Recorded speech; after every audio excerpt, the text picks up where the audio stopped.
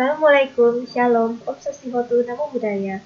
Perkenalkan, saya Koding Jessica Utama dengan NIM 2109116061 dari kelas Sistem Informasi B. Nah, jadi pada kesempatan kali ini, saya ingin menjelaskan mengenai technopreneurship. Yang pertama, di sini saya akan menjelaskan tentang technopreneurship itu apa, konsep bakar uang, marketing mix, bisnis plan, dan ilmu yang kita peroleh. Langsung saja kita masuk ke bab pertamanya.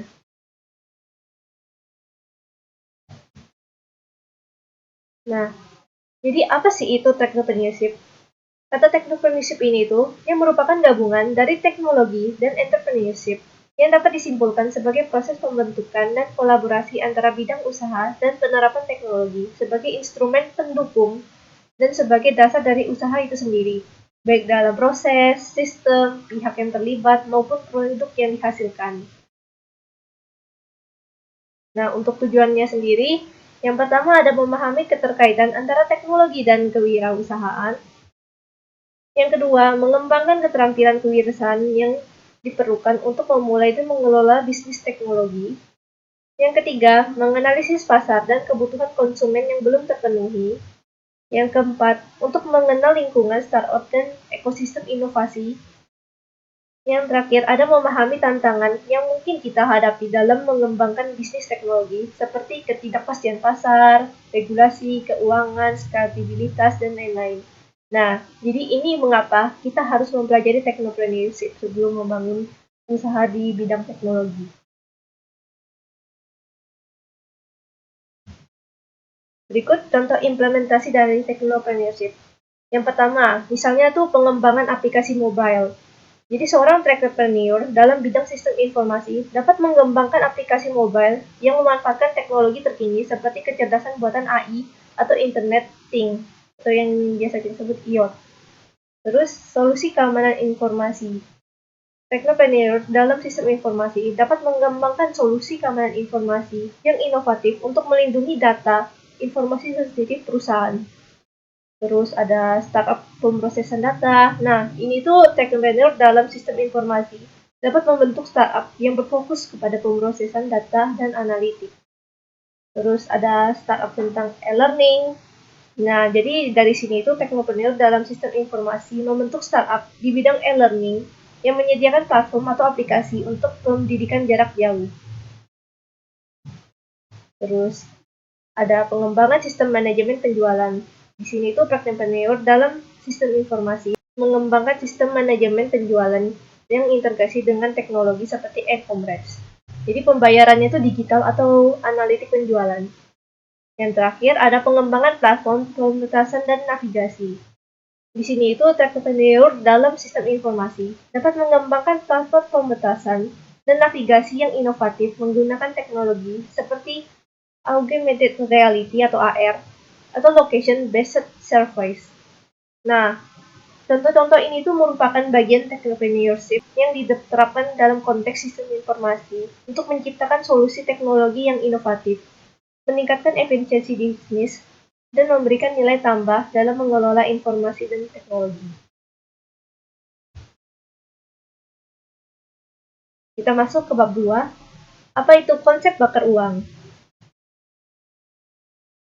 Nah, jadi di sini saya akan menjelaskan apa itu bakar uang dalam dunia startup. Konsep bakar duit dalam dunia startup ini dia mengacu pada strategi yang melibatkan penggunaan besar-besaran modal atau sumber daya finansial untuk mempercepat pertumbuhan bisnis dalam waktu yang singkat. Nah, konsep ini sering digunakan oleh startup teknologi yang memiliki potensi pertumbuhan yang tinggi. Dan dia ingin mendapatkan keunggulan kompetitif dengan cepat. Penting untuk diingat juga, kalau konsep bakar duit ini juga melibatkan risiko yang tinggi. Startup harus memastikan bahwa investasi yang mereka lakukan menghasilkan pertumbuhan yang berkelanjutan, pengeluaran yang terkendali, dan mencapai tahap keseimbangan keuangan pada waktunya. Kita masuk ke bab 3, marketing mix.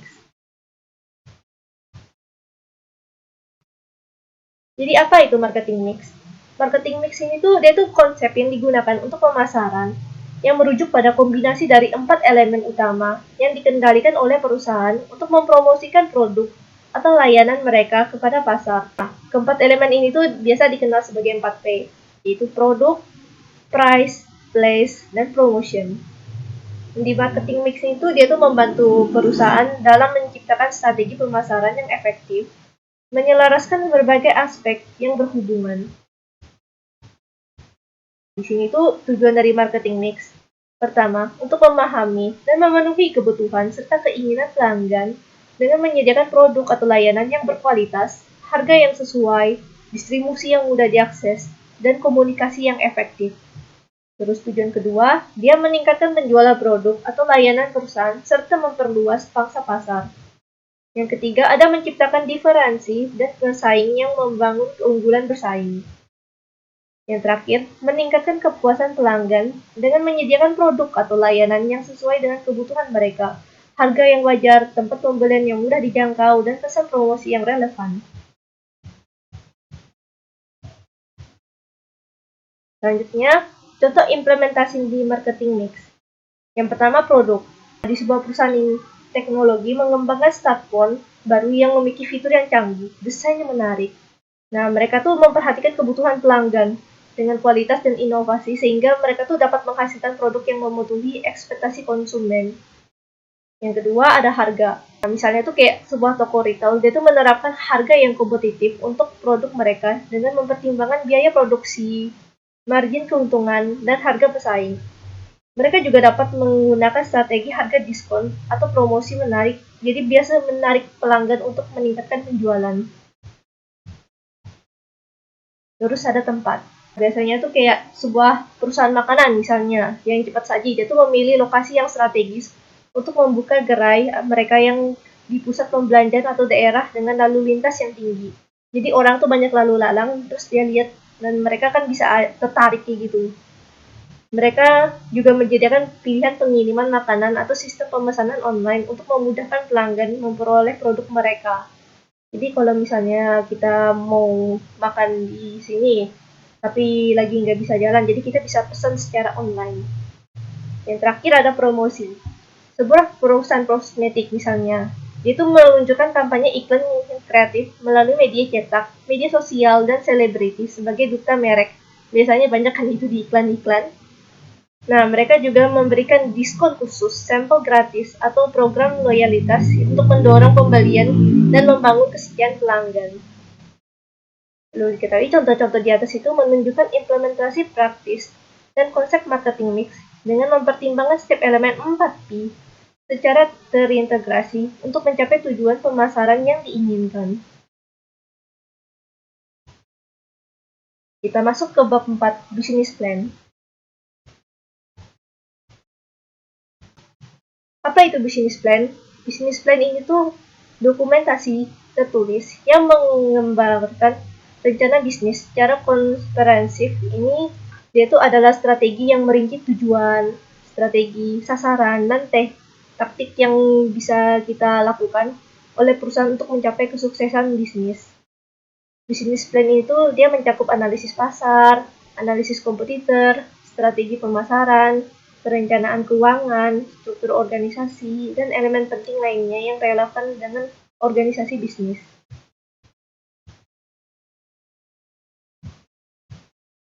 Di sini ada 4 kerangka yang membentuk business plan. Yang pertama ada keuangan. Dari kerangka keuangan dalam business plan, itu mencakup proyeksi, pendapatan biaya, dan arus kas. Ini tuh meliputi analisis kelayakan uang, perkiraan pendapatan dan biaya, proyeksi laba rugi, neraca keuangan, dan laporan arus kas. Kerangka keuangan ini tuh dia tuh bisa membantu dalam mengevaluasi kebutuhan modal, menghitung profitabilitas, dan memahami kesehatan keuangan perusahaan. Selanjutnya, untuk kerangka kedua, ada konsep bisnis. Kerangka konsep bisnis dalam business plan itu menjelaskan misi dan visi perusahaan, profil perusahaan, latar belakang industri, analisis pasar, segmentasi pasar, dan strategi bisnis yang dijalankan. Ini melibatkan penjelasan tentang produk atau layanan yang ditawarkan, keunggulan kompetitif, analisis SWOT, dan strategi penetrasi pasar. Kita lanjut. ke kerangka ketiga ada operasional. Kerangka operasional dalam bisnis plan mencakup detail tentang operasi sehari-hari perusahaan.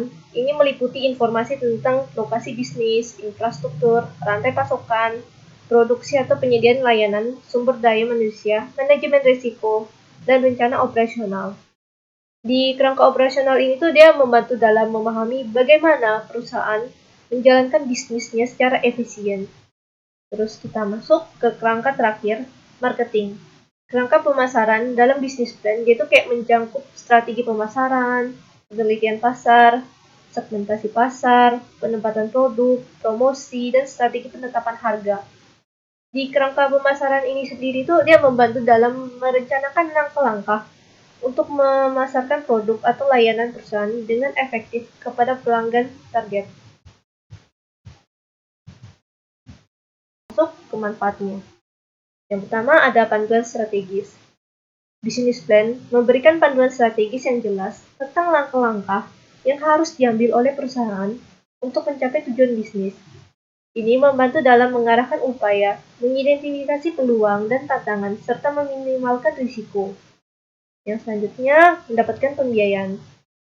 Business plan merupakan alat yang penting untuk meyakinkan pihak eksternal seperti investor bank atau mitra potensial dengan potensi bisnis. Dengan memberikan visi yang jelas tentang rencana bisnis dan peluang pertumbuhan bisnis plan, dan itu bisa meningkatkan peluang untuk mendapatkan pembiayaan yang dibutuhkan. Kita masuk ke bab 5, ilmu yang diperoleh. Jadi secara singkat, selama saya mempelajari Entrepreneurship 1 semester ini, ilmu yang saya peroleh itu tuh pertama pemahaman mendasar tentang apa itu Entrepreneurship, terus bagaimana kita mengidentifikasi peluang bisnis yang kayak berbasis teknologi, mengembangkan model bisnis yang inovatif, terus mengelola risiko dalam lingkungan yang kayak berubah cepat. Jadi hal ini tuh memperluas pemahaman saya tentang potensi dan tantangan yang saat kayak kalau saya ingin menjalankan bisnis teknologi. Sekian video pembahasan yang bisa saya sampaikan pada kesempatan kali ini. Kurang lebihnya saya mohon maaf. Terima kasih.